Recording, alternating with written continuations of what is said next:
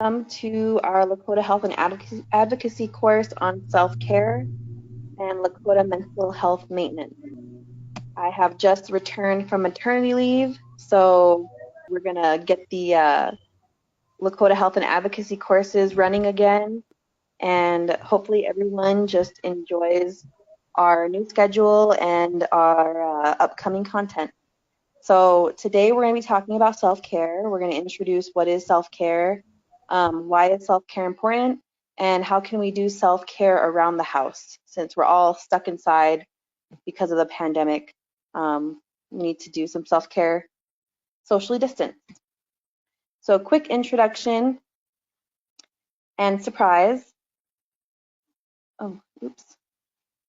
My name is Katrina Fuller, and I'm the director of Sicangu Health Initiative. I am from the Rosebud Sioux Tribe. I'm Sicangu Lakota, and I have a bachelor's in behavioral neuroscience and medical anthropology. And surprise, we have a new addition to the team. This is John Godoy. I will let him introduce himself. Hi, everybody. My name is John, and I am a program assistant. I'm serving with AmeriCorps under Katrina, and I have a bachelor's in health administration and policy through Creighton University, and I have minors in public health and medical anthropology.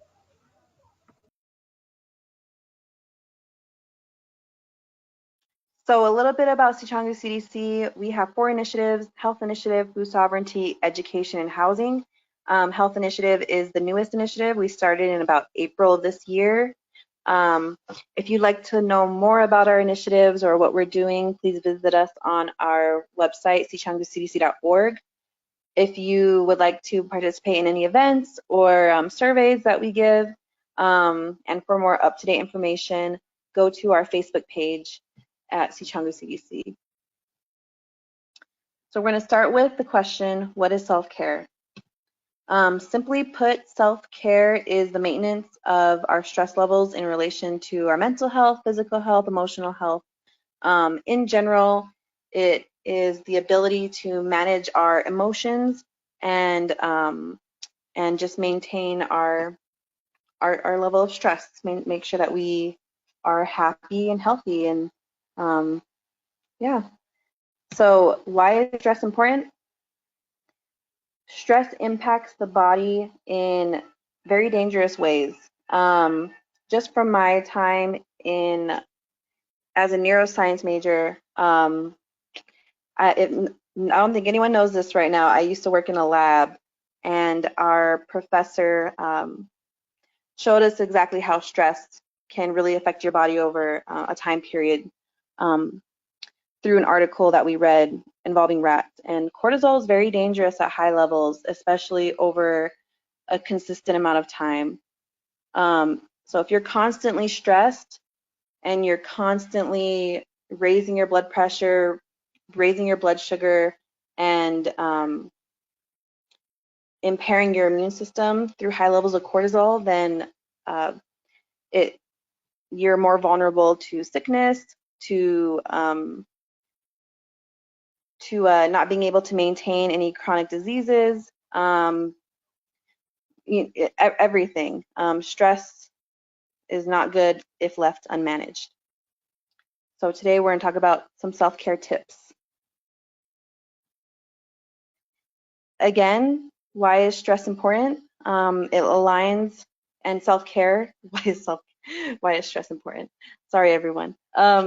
Why is self-care important? Well, if we look at our Lakota values around respect, compassion, wowichake, honesty, wawokie, generosity, humility, woksape, wisdom, and perseverance, self-care shows respect for ourselves and our bodies.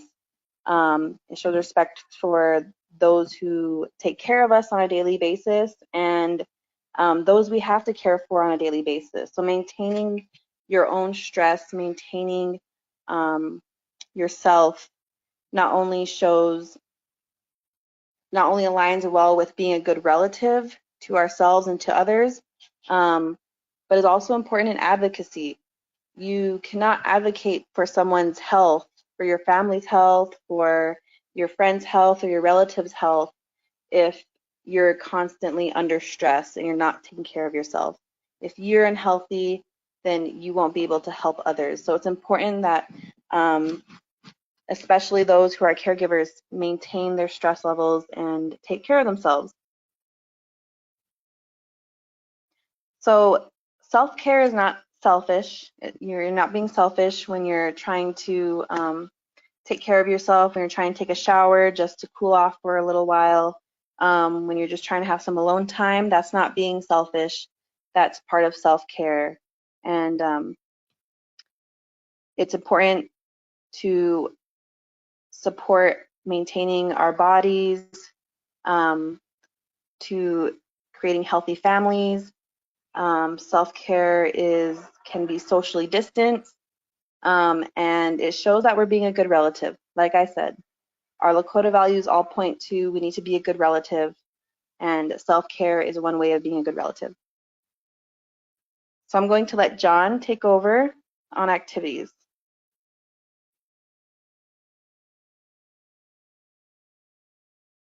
Okay, everybody. So we are going to introduce 5 different activities that you can utilize to practice self-care and even have the younger ones in your household participate. Like, these are activities that everybody can enjoy and have fun with. And the first one I want to talk about are activities to increase your Lakota vocabulary. And you can utilize an online resource to look up Lakota words that are free and possibly create a Jeopardy template to play at home. And the categories can include animals, food, and clothes, and just any other categories from daily life that can help you start practicing that language, our language. And in this way, you can relieve stress and keep our language thriving at the same time. And you also have the ability to start a new tradition of family game night that is entertaining and keeps your family learning at the same time. The next one is pretty simple. The next one is to help you get a running start on spring cleaning and making it fun by including everyone in on the fun. And cleaning does not have to be a chore. Cleaning is an opportunity to rearrange your house and bring in new energy. Now more than ever has sanitation been necessary to stay healthy, and this is a life skill that your young ones will thank you for when they get older. Just don't forget to keep the activities age appropriate. This next one is teaching our young ones lifelong skills and refreshing your own skills. So we thought it would be a cool opportunity to make an extra special dinner, and you can have everybody in the house help out. The holiday season is coming up, and you can practice making your signature dish. And you can also utilize online cooking classes that we have available on the Chicago CDC Facebook page.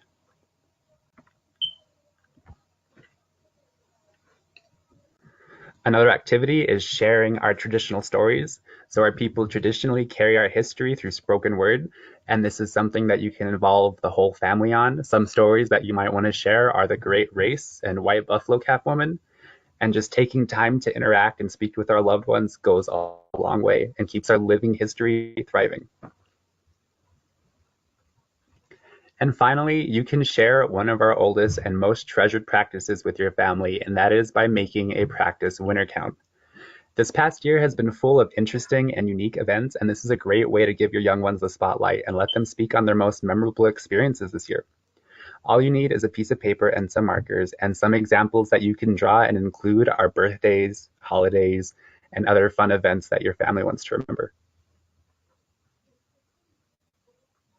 Today, we covered what self-care was, why it's important, and some activities that we can do that are socially distanced that can increase our self-care and lower those stress levels while keeping our traditions in mind. Lamaya, everyone.